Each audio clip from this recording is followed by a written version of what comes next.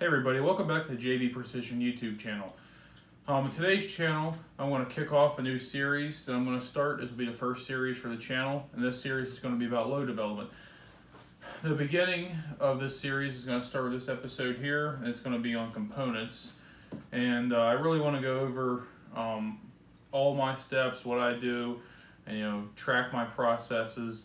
That way you guys can understand what I do. If you have questions or you want to learn from me, or if you want to just build off what I do or compare what I do to you, this is what I want to do this video for. So I get a lot of questions about seeding depth, how to choose powder, bullets, how to choose powder charges, velocity nodes, all of that. So I kind of want to cover that in this series. This series is really going to be for someone who is a more advanced reloader or an experienced reloader. This isn't for someone who's never reloaded before or someone who just started reloading. If you're new to reloading, I wouldn't recommend jumping into this level of load development right off the bat. I would recommend getting a few good loading manuals like Sierra, Nosler, Hornady, Lyman.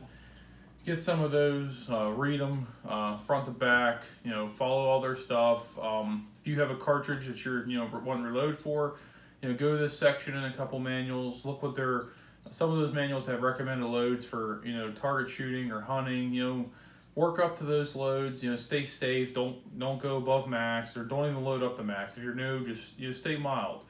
Get some reloads on your belt, get confident with your equipment, with your skills, get confident with, shooting your own reloads, because it can be, nerve-wracking if you've never reloaded before. Even if you do everything by the book, it still could be, new, and new things are often, scary and stressful. But if you do it correctly and you get used to it and everything's going well for you, and you load up a bunch of ammo and you feel good about it, everything's going good, then you can move on to load development. But first, I would recommend, just getting, a few hundred rounds on your belt, following book instructions, and until you're comfortable and feel great, then move on to load development.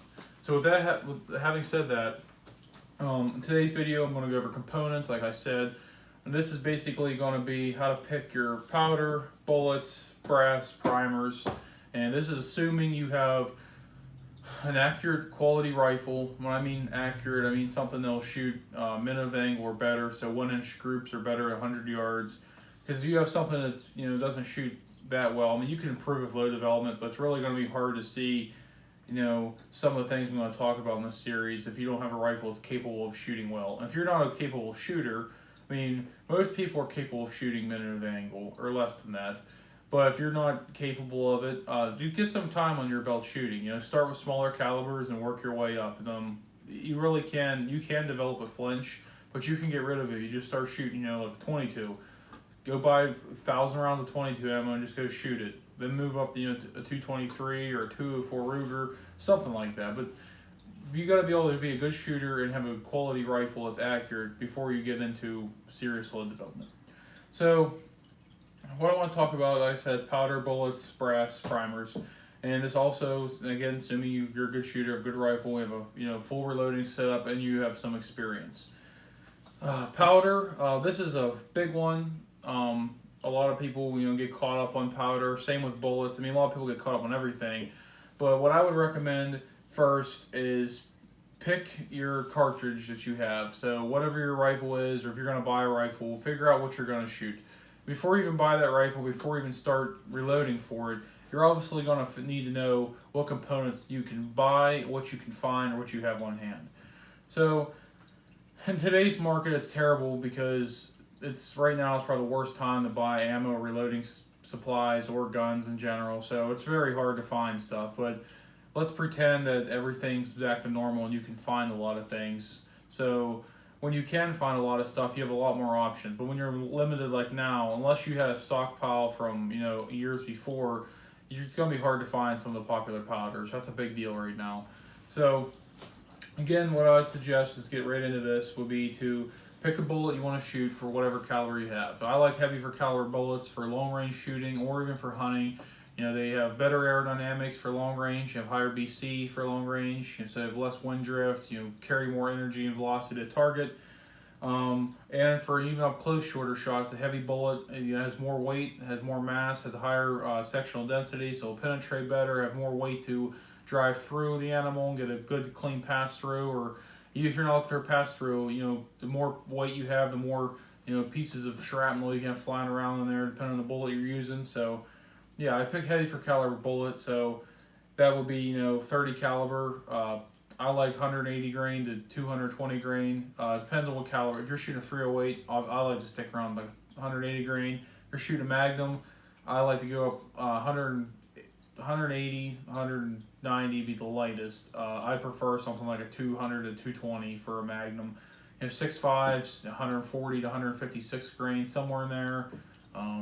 Just looking for where the heavy caliber options are. And you don't get ridiculous like having a 308 Winchester and trying to shoot 230 grain burgers in or something. I mean, yeah, it might work with the right twist and everything set up right, but that's just not practical. So just try to pick a practical heavyweight bullet for the rifle you're shooting. So once you do that, you get an idea what bullet weight you want. You need to figure out what kind of bullet type you want.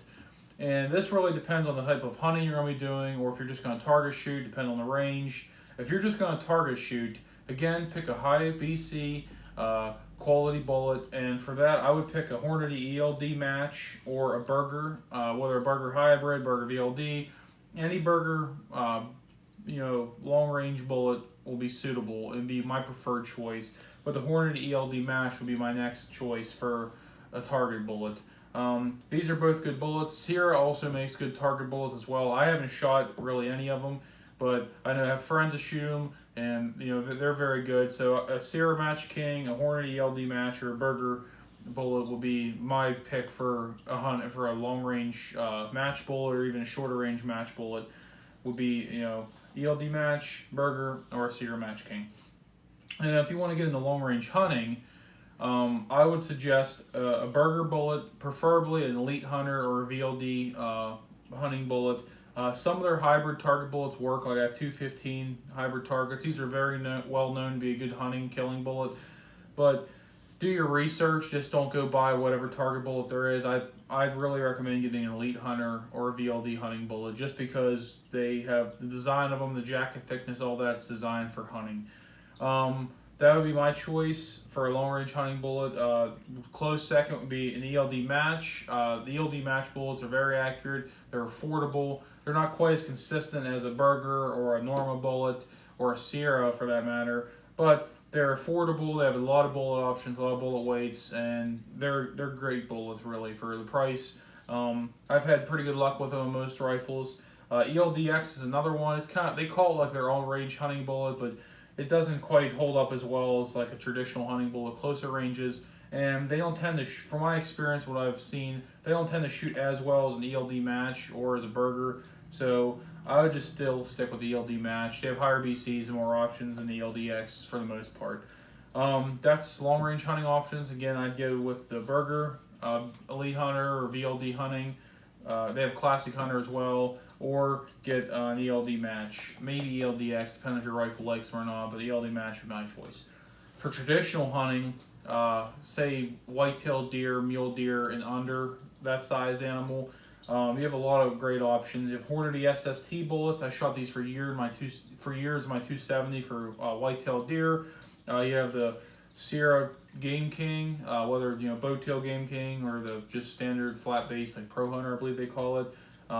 Those are great options, and there's nozzler ballistic tips. So you have a lot of good options for traditional hunting. These are more like your rapid expanding. This is more for a softer game like a white-tailed deer. If you're going to hunt closer ranges, and I say closer range, like 250 yards and under, 300 yards and under, and you're going to hunt heavy game like elk, moose, bear, something like that all the time, I would probably choose a bonded bullet for the closer range shots on a big game like that.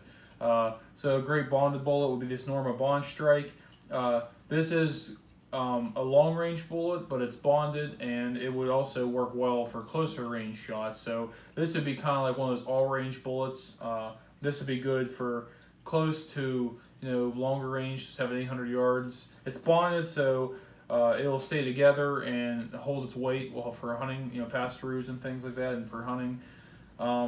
Another good one for close heavy-duty bullet would be like a Swift A-frame, nozzler partition, a a solid bullet. I've never really been a fan of solids, but I mean, people kill deer and animals with them all the time, so they work. Nosler AccuBond.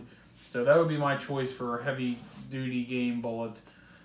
And for varmint hunting, anything really will work for varmints. I mean, I want to use a solid or waist heavy, but I want to waste these normal bullets because these bullets are meant for, big game hunting. But if I was going to varmint hunt, I'd look at a, ELD match, a Burger, or a Hornady VMAX, or the Nosler ballistic tip varmint bullets. I shoot VMAXs, 87 grain VMAXs in particular in my 243. I've shot them for years. My dad has an identical rifle. He shoots the same bullets in his. We've had excellent performance on dozens of varmints that we've shot with them. They're really accurate. They're available all the time. They're pretty cheap. These are like VMAXs in general are typically under $25 or less a box, so you can find them all the time. So VMAXs for varmint hunting are great. If you're limited by a twist rate like I am, my 243, the 87 grain VMAX is awesome in 243, and there's a lot of 22 caliber versions and other bullet weights as well, or bullet calibers as well. So that's pretty much it for bullets. So once you have a bullet choice, your bullet weight, pick your bullet choice you want, go to your loading manual, look and see what the recommended powders or the most used powders are in that loading manual. If you get 2 or 3 loading manuals and you see the same powder listed for your cartridge and bullet weight, that's probably a good choice. You can go online, you can search what other people are using. I wouldn't recommend using loads that people post online just because there's so many variables and chambers and brass and bullets. There's just can use as reference, but don't directly copy people. Go off the load manual, start 3 to 4 grains under, book max, work up until you hit pressure until you find a good load. Powder choice, I prefer a temperature stable powder, relatively temperature stable powder. Something that's not going to change 1 feet per second per degree or something like that, or even higher. So I shoot Reloader 23s, very well known for temperature stability. These IMR and Duron powders are also known and listed as temperature stable powders, and I shoot Reloader 26 in my 308 normal Magnum. It's not quite as temperature stable as like 23 or 4451, but it's pretty. My experience, it doesn't vary a whole lot, about half a feet per second per degree. So if you're talking 30 degrees difference in temperature, it's like 15 feet a second difference. If it's that much, it's very minimal. If you get higher temperatures, it claims the pressures go up like around 90 degrees or something. But I don't really hunt or shoot that much in that warm weather with that rifle, so I've never had an issue with that powder. Other well-known temperature stable powders would be Hodgins Extreme powders. Obviously, a lot of people use those, but right now H1000, Retumbo, Varga, those powders are always extremely hard to find. Right now they're like non-existent. No one knows when they're going to be back for sure. So right now I wouldn't recommend even like looking for loads for that. I would recommend getting some Enduron powder. I've seen this IMR Enduron powder all the time on the shelves. They have 4451, which is similar to like a 4350 burn rate. They have a 4955, which is similar to like 4831, which is also similar to Reloader 23. They have 7977. It's like H1000. I mean, they have a few others as well. So they might not have the highest performance, get every ounce of velocity out of the rifle, but they're clean burning, they get good case fill, they have a decoppering agent, they help decopper your barrel, they're temperature stable, and they're available. So that's what I would recommend for a powder. So, just go on the Hodgins site. Nosler has a free site, Hodgins has a free site, Sierra has an app. I got it off the Apple Store. It was free, tons of data on the Sierra app. So you can there's free data sources. You don't really have to buy a reloading manual to get data sources, but I would recommend getting one just to study up and read on if you're new to reloading. So powder, I like temperature stable stuff, like I said. If you can't find temperature stable powders or whatever the case may be, you could use powders that aren't labeled temperature stable. Just be prepared if you're going to hunt in different conditions. Make sure you take an effect that they can have variations. So test your velocity or test your bullet drops and take that into consideration or adjust your load accordingly. So that's what I would say for powders. There's a ton of different powders. You don't have to use what everyone's using, like H4350. Everyone uses that. That's why I went to this 4451. No one was talking about it. I get very similar results with this powder. My 243s people get with popular like H4350 or Reloader 16. So I just went with this because I can always find it, and it's still temperature stable, and it's a stick powder. It gets, you know, good velocity and all that. So you have your bullet picked, powder picked. Now you need to figure out bullets and brass, or excuse me, primers and brass. Primers, I have always had good luck with Federal Match primers. They gave me the best results in my .308 Norma Magnum when I first started reloading for it. So I just stuck with Federal primers and that, and then I just started using them with my 243, my 284. I've never had an issue with them. I get good extreme spreads, I get good velocity numbers, and you know, good accuracy. So the Federal primers work for me, but really any primer will work. I mean, you see a lot of people using CCI and Federal. My dad uses Winchester primers and uses Remington primers. So he has an awesome load with Remington 9.5 Magnums instead of Remington Magnum. That's not a super common primer. You know, nowadays everyone's going after Federal 215s and CCI 250s, but that rifle of his at the factory Remington shoots half-inch groups, extreme spreads are under 20 feet per second, and that's just with an old plain Jane Remington primer. So you don't have to have nothing fancy. Honestly, nowadays, shoot what you can find.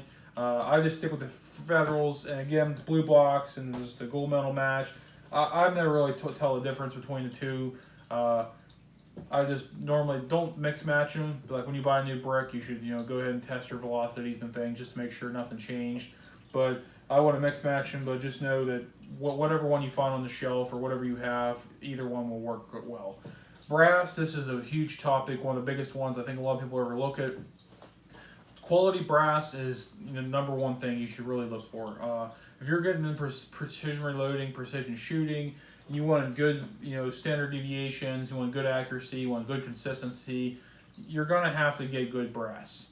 Start with brand new brass. You know, if you're starting out with your rifle, if you're gonna start load development and use a new to you and all that, start with brand new brass or brass that's been once fired or fired in your chamber. I recommend just start out with once fired brass when you're working up a brand new load.